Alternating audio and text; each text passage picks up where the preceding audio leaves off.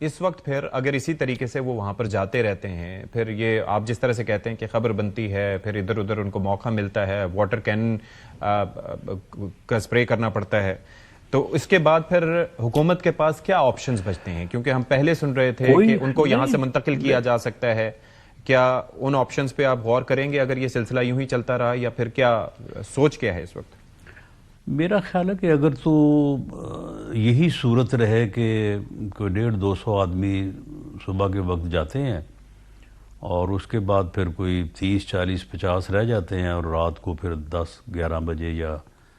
12 بجے جو ہے وہ ان کو وہاں سے سمجھا بجھا کے اٹھا دیا جاتا ہے، یا پولیس انہیں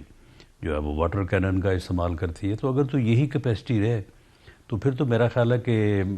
منتقلی کی کوئی خاص ضرورت نہیں ہے. اب خود ہی آہستہ آہستہ جو ہے وہ یہ اور بھی تعداد کم ہوگی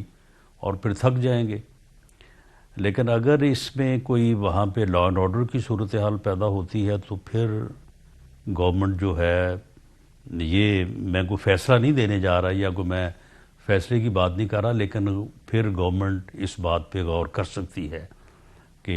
عمران خان صاحب کو یہاں سے کسی اور جگہ منتقل کر دیا جائے. اچھا، ایک سوچ جو ہے، آپ کو کیا لگتا ہے کہ ان کی پارٹی میں اس میں کیا تضاد پایا جاتا ہے؟ مرکزی لیول پہ سلمان اکرم راجہ صاحب یہ کہتے ہیں کہ 20-25 ہزار لوگوں سے نظام کو آپ نہیں ہلا سکتے. دوسری جانب کے پی میں ہم دیکھتے ہیں کہ وہاں پر لوگ جمع اس طرح سے نہیں ہو پا رہے جس طرح سے ان کی توقعات ہوتی ہیں، لیکن اس کے باوجود وہ کہہ رہے ہیں کہ وہاں کے جو حکومت میں لوگ ہیں وہ کہتے ہیں کہ ہم موبلائز کرنے کے لیے جلسے کر رہے ہیں تاکہ پھر ہمیں فائنل کال ملے محمود خان اچکزئی صاحب کی جانب سے یا علامہ ناصر عباس کی جانب سے، کیونکہ اس وقت ان کے پاس اختیار ہے، تو پھر ہم رخ کریں گے اسلام آباد کا. تو آپ کو لگتا ہے تضاد پایا جاتا ہے اس وقت پارٹی کی سوچ میں ان کی؟ نہیں، وہ کہہ رہے ہیں کہ ہم موبلائز کرنے جا رہے ہیں، وہ تو ڈی موبلائزیشن ہو رہی ہے. آپ مجھے بتائیں کہ تقریباً 4-4.5 کروڑ کی آبادی ہے، وہاں پہ ان کی حکومت ہے، اور وہ اتنا زور لگا کے جو ہے وہ اگر 4,500 یا 5,000 بندہ اکٹھا کرتے ہیں تو یہ کیا پرسنٹیج ہے؟ 0.005% بنتی ہے. تو آپ مجھے بتائیں کہ یہ کون سی موبلائزیشن ہے؟ اور اس موبلائزیشن کے اوپر جو راجہ غلام عباس صاحب ہیں یا محمود خان اچکزئی صاحب ہیں، تو ان کی ساری زندگی جو ہے وہ احتجاج اور جو ہے وہ انہی معاملات میں گزری ہے، تو وہ کیوں کال دیں گے؟ وہ یعنی اس قسم کی موبلائزیشن میں تو کال نہیں دی جا سکتی. اور پھر وہاں پہ تقریریں کیا کرتے ہیں؟ تقریریں کرتے ہیں کہ ہم نے جانا ہے اسلام آباد اور جا کے اسلام آباد کا گھیراؤ کرنا ہے، تو یا تو ہم پھر یہ کر دیں گے تو ورنہ ہم کفن میں واپس آئیں گے. تو میرا خیال ہے کہ اگر یہ جلسے اسی طرح سے کرتے رہے تو اگلے جلسوں میں جو ہے یہ 4-4.5 ہزار کی جگہ جو ہے نا 4-450 رہ جائے گا. اچھا رانا صاحب، اس کا ایک اور پہلو بھی ہے. یہ تو ڈی موبلائزیشن ہے. ایک پہلو یہاں پر بھی ہے جو پاکستان میں جو ہو رہا ہے، دوسرا پہلو یہ ہے کہ آج کل آپ دیکھ رہے ہوں گے کہ کافی ایک میڈیا کا طبقہ بیرون ملک وہ بھی ایکٹیو ہو چکا ہے، کچھ انٹرویوز وغیرہ بھی کر رہے ہیں. پھر 12 دسمبر کی میرے پاس وہ یو این ایکسپرٹس کا جو مطالبہ تھا کہ جی سولیٹری کنفائنمنٹ اور ان ہیومن ڈیٹینشن کنڈیشنز جو ہیں وہ ختم کی جائیں. اب اس کے اندر جو ڈیٹیلز ہیں کہ جی کیمرہ لگا ہوا ہے اور اس طریقے سے وہاں پر مانیٹرنگ ہوتی ہے، اتنے دنوں تک ملنے نہیں دیا جاتا، یعنی کہ کوئی شخص ہے جو ڈیٹیلز پرووائڈ کرے. دوسرا، کل کی میں آپ کو بتا رہا ہوں کہ ایمنسٹی انٹرنیشنل کی جانب سے پاکستانی اتھارٹیز سے بھی مطالبہ کیا گیا ہے. تو یہ جو بیرون ملک محاذ یہ کھڑا ہے اقوام متحدہ کے لیول پہ ہو یا ایمنسٹی انٹرنیشنل کے لیول پہ، تو اس کو آپ لوگ کس طرح سے ایڈریس کریں گے اور اس کے پیچھے محرک کون ہے؟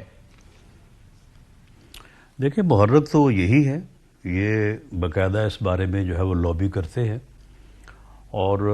یہ جو لابی اس وقت ہو رہی ہے یا اس قسم کے جو بیانات حاصل کیے جا رہے ہیں،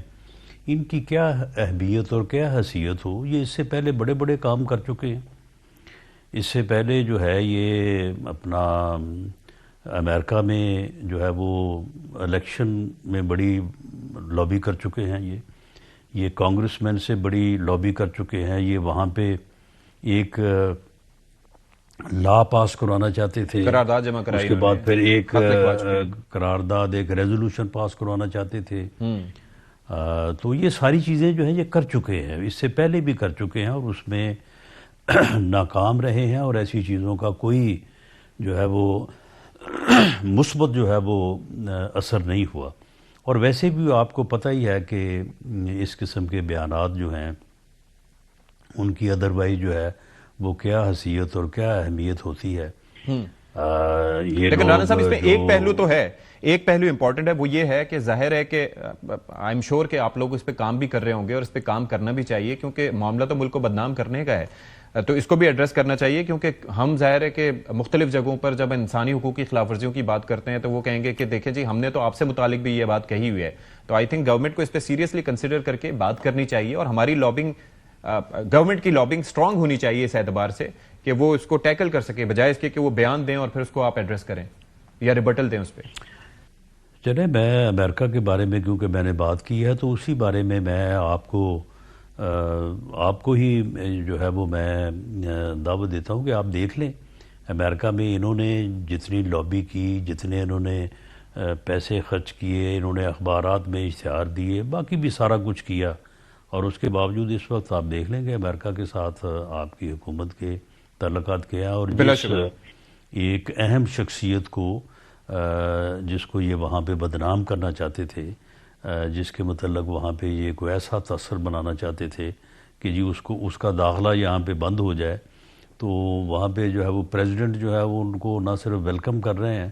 بلکہ ان کا ذکر کر کے وہ کہہ رہے ہیں کہ ہی از دی گریٹ مین. تو یہ پھر حکومت جو ہے یا دوسری طرف سے بھی جو ہے وہ پوری طرح سے ان چیزوں کو دیکھا بھی جا رہا ہے اور ان کا جو ہے وہ سدِ باب بھی کیا جا رہا ہے. باقی یہ بات درست ہے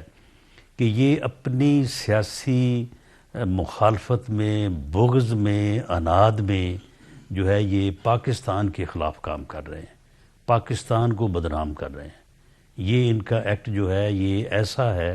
کہ نہ صرف ان کو ناکام بنائے گا بلکہ پوری قوم کی نفرت کا باعث یہ بنیں گے، اور ان کی جو پاپولیرٹی کا ان کو گھمنڈ ہے یہ آئندہ آپ دیکھیں گے کہ وہ بھی جو ہے وہ آہستہ آہستہ جو ہے نا یہ فارغ ہوتے چلے جائیں گے.